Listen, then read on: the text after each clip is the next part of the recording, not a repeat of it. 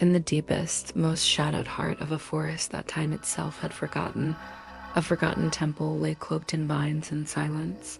This was no ordinary ruin. It was a place of power, a nexus of ancient worship and rituals so old they predated written history. It was here that a small, determined group of explorers ventured, drawn by whispers of a civilization lost to the ages. The team was led by Eleanor Hayes, a brilliant historian whose life's work was dedicated to uncovering the truths hidden in such forgotten places. Accompanying her was Mark Griffin, a pragmatic archaeologist who grounded Eleanor's theories in tangible evidence, and Maya Clark, a local guide whose family had lived in the shadow of the forest for generations, passing down stories of the temple and the dangers it held. Maya had warned them, her voice low and serious, that the temple was not abandoned but merely sleeping, and that to wake it would be to invite a curse upon themselves.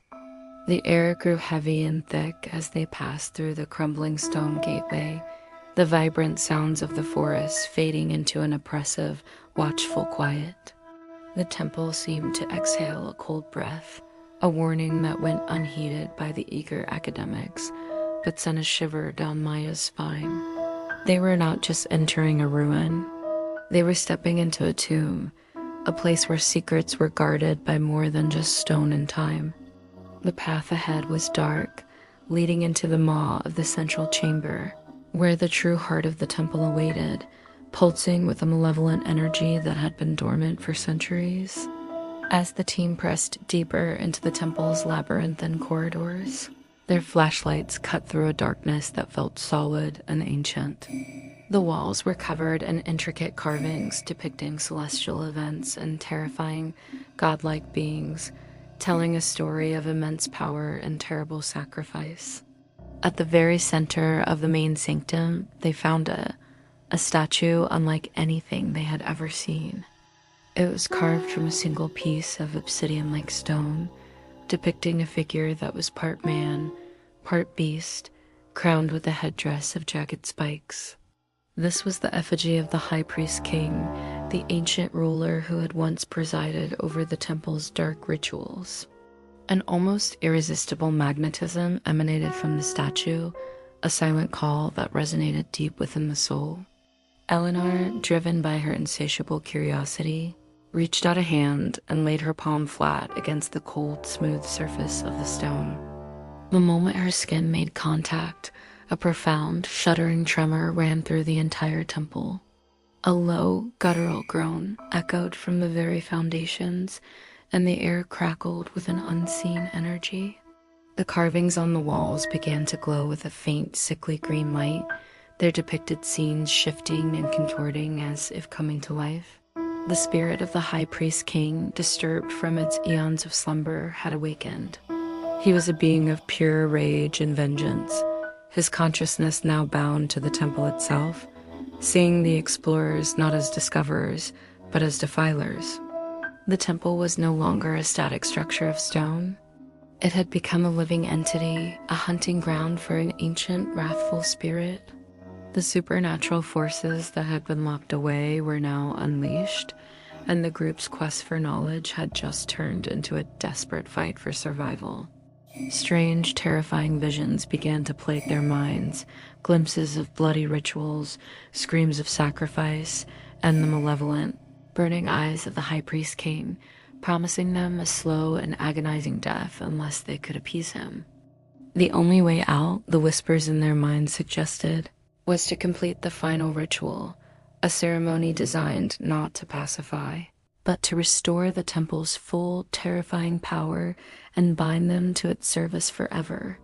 The high priest king's influence began to seep into Eleanor's mind, a subtle poison that twisted her academic fascination into a dangerous obsession.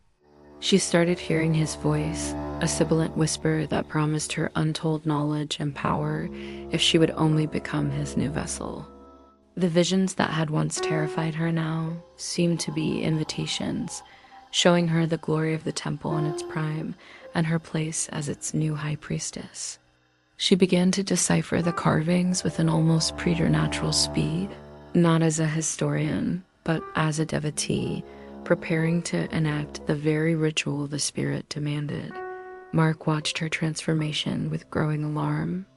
The woman he knew, the rational scholar, was disappearing, replaced by a zealous stranger with a wild, feverish look in her eyes.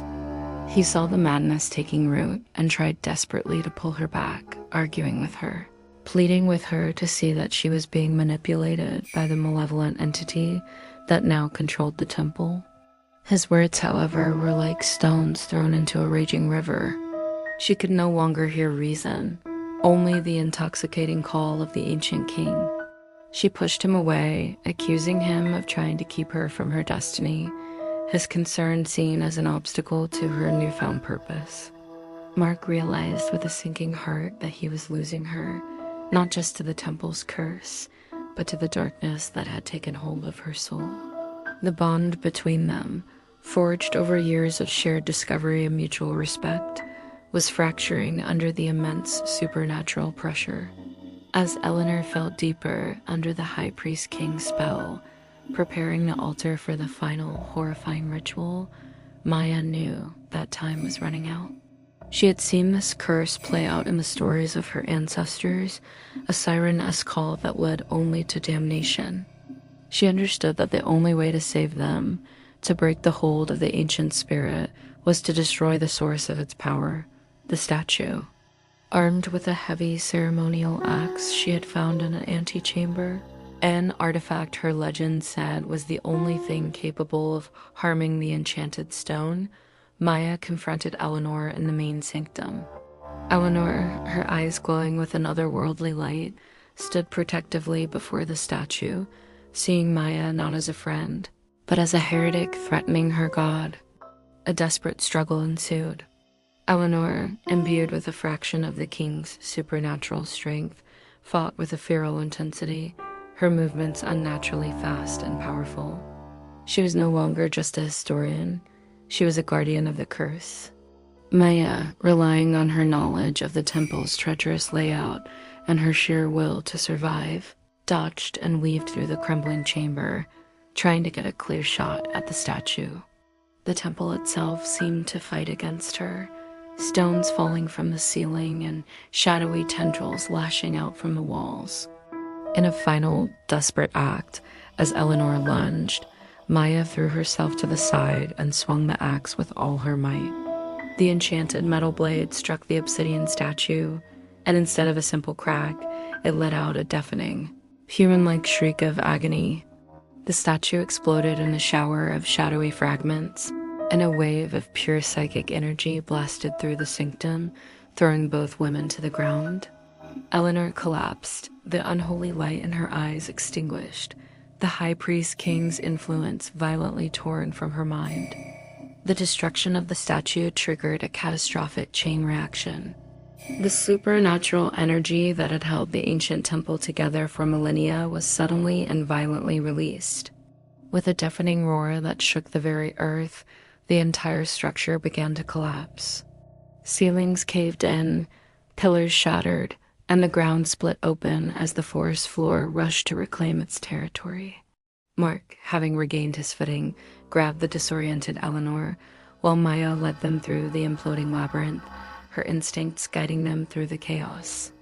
They burst out of the temple-esque entrance, just as the great stone gateway crumbled into a mountain of rubble behind them, sealing the tomb once more. They had survived, escaping the physical confines of the temple, their bodies bruised and their minds scarred by the ordeal. As they stood in the relative safety of the forest, gasping for breath under the dappled sunlight, a fragile sense of relief washed over them. But as Maya looked back at the dust-clouded ruin, she knew their escape was an illusion. The curse was not so easily broken. They had not destroyed the spirit of the High Priest King, only his anchor to the physical world. His malevolent consciousness, now untethered and enraged, had been released into the world beyond the temple walls. The threat was no longer contained within ancient stone. It was free, a lingering shadow waiting for the right moment, the right vessel, to rise again and reclaim the power it had lost. The abandoned temple was gone, but the evil it had birthed was now eternal, a silent promise of a horror yet to return.